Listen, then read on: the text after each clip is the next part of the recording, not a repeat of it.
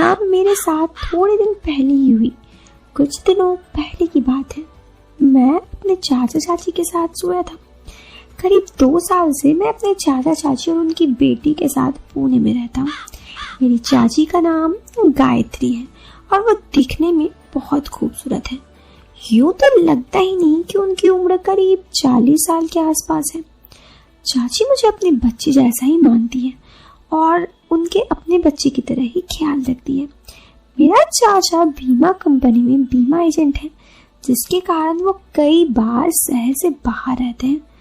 मेरी चाची एक हाउसवाइफ है और उनकी बेटी अभी पढ़ रही है। वैसे तो वो उम्र में काफी बड़ी है, 19 साल की, लेकिन कुछ साल पूर्व बीमार होने के कारण वो 10वीं कक्षा में ही है। चाचा चाची उनकी बेटी दोनों ही दिखने में बहुत खूबसूरत है। पहले तो मैं सिर्फ उसके बारे में आंख जमाया था क्योंकि वो देखने में बहुत खूबसूरत है और काफी खूबसूरत दिखती थी। मैं उसे कई बार देखना था। दोस्तों, मैं आपको अपनी अलग ही कहानी के बारे में बताता हूँ, जो कि मेरे साथ एक हुई सच्ची घटना है। ये घटना मेरे साथ कुछ दिन पहले हुई। दरअसल मैं अभी कुछ दिनों पहले मेरी चाची के साथ नागपुर आया था। ये सिलसिला तब शुरू हुआ जब चाचा ने कहा कि चाची को लेकर नागपुर जाना है। दरअसल चाची के भाई की लड़की का शादी नागपुर में ही था, इसलिए चाची चाहती थी कि चाचा और उनकी बेटी उनके साथ चले, लेकिन मेरी बहन का एग्जाम होने के वजह से वो नहीं आ पाए। मेरे चाचा भी काम पे व्यस्त थे, तो चाचा ने मुझसे कहा कि तुम चाची के साथ नागपुर चले जाओ।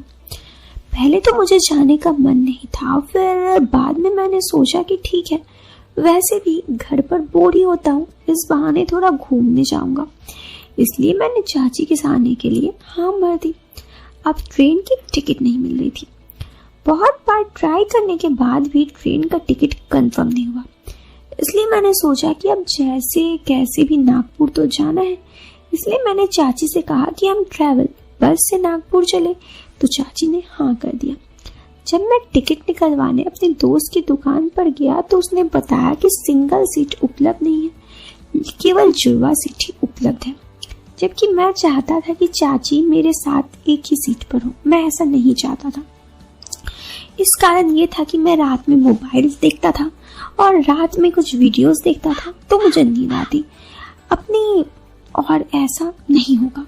इसलिए मैंने चाह कर उसके बारे में पता चले, मैं नहीं चाहता था।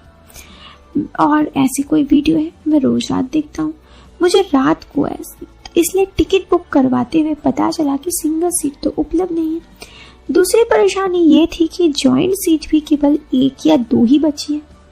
हमें किसी भी हाल में नागपुर पहुंचना था। मौके की मजबूरी थी, इसलिए मुझे हाँ करनी पड़ी। टिकट और सीट बुक हो गई। मैं अभी भी उदास था क्योंकि मैं नहीं चाहता था कि चाची मेरे साथ हो। चाची के साथ सफर का सारा मूड खराब होने वाला था। मुझे बहुत अजीब लग रहा था। मैं घर आ गया और चाची को कह दिया कि आज रात ही निकलेंगे। रात के करीब 8 बजे हमारी पैकिंग पूरी हुई। 9 बजे के करीब हम लोग गाड़ी से नागपुर के लिए निकल पड़े।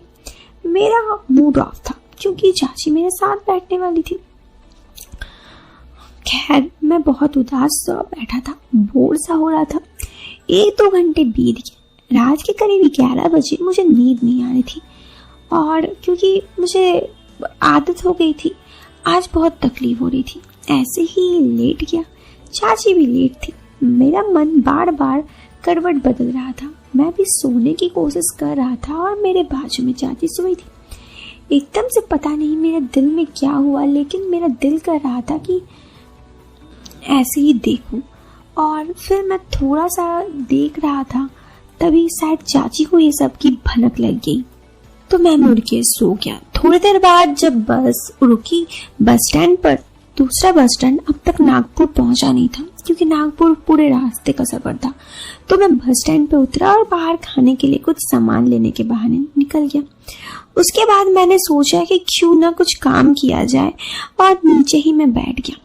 जब मैं नीचे बैठ गया, मतलब स्लीपर में मैं नहीं गया चाची के पास, मैं नीचे ही बैठ गया और मैं सोचा कि चलो कम से कम कुछ तो काम किया जाए। वहाँ एक बहुत ही खूबसूरत सी लड़की बैठी हुई थी। मैं उस लड़की से बातों बातों पे बहाना बना के बात करने का कोशिश करने लगा। थोड़ी देर बाद वो लड़की भी मुझसे काफी इंटरेस्टेड होके बात करने लगी। मैं समझ चुका था कि वो लड़की मुझ में इंटरेस्टेड है। बहाने बहाने से मैंने उस लड़की का नंबर लिया और फिर हम दोनों चैट करने लगे। चैट और सामने बातचीत में ये पता चला कि वो लड़की भी नागपुर ही जा रही है और किसी शादी में।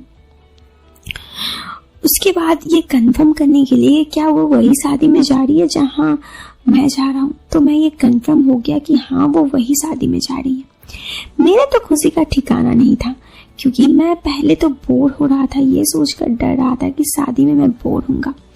लेकिन अब एक बहुत ही खूबसूरत सी लड़की मेरे साथ शादी में जाने वाली थी, जो मुझसे पटने को कहीं ना कहीं तैयार थी। तो मैं उस लड़की के साथ जाने के लिए बहुत ही ज्यादा इंटरेस्टेड था। वहां पर सुबह जब मामा हमें लेने आए तो उस लड़की को भी लेने आए थे। वो लड़की उसी शादी में जा रही थी, ये तो कंफर्म हो ही चुका था। उसके बाद हम दोनों वहां पर शादी में पहुंचकर मैं चाची के साथ गया और मैं थक गया क्योंकि रात भर मैं सोया नहीं था। उसके बाद सुबह जब मैं उठा तो मैंने देखा कि वो लड़की उधर ही थी। बातों बातों में मैं और उस लड़की से बात करने लगा। वो मेरे तरफ काफी ज्यादा इंटरेस्टेड भी थी और मुझ में चांस भी दे रही थी। और धीरे धीरे बातचीत करने पर उसने मुझे खुद ही पूछा कि क्या तुम्हारा कोई गर्लफ्रेंड है। मैंने कहा नहीं। मैंने दोबारा पूछा कि तुम्हारा, तो उसने कहा नहीं। इस बात से ये समझ में तो आ गया था कि वो लड़की मुझे चांस दे रही है। बातचीत करने के बाद हम दोनों एक दूसरे से क्लोज आने लगे और एक दूसरे के साथ कुछ ऐसी बातें भी बताने लगे। धीरे धीरे खुद वो लड़की मेरे पास आई और खुद ही वो मेरे साथ रिलेशनशिप में आना चाहती थी। दोस्तों, फिर मौका देखकर मैं वहां पर उसे एक रूम पे भी ले गया और वहां पे कुछ क्वालिटी टाइम भी स्पेंड किया। सोचने वाली बात तो ये थी कि उसके बाद जब मैं आ रहा था तो उस लड़की का भी मूड ऑफ था। वो लड़की भी चाहती थी कि मैं उस लड़की के साथ मिलूं। लेकिन दोस्तों, अब मैं वापस आ गया था और नागपुर हमारे घर से काफी दूर था, इसलिए मैं नहीं मिल पाया था। खैर, एक बात तो है कि उस लड़की से मिलना मेरी जिंदगी का सबसे अच्छा एहसास था जो मैं आप लोगों से शेयर किया। वैसे ये कहानी तो यहाँ खत्म हो जाती है। आप बता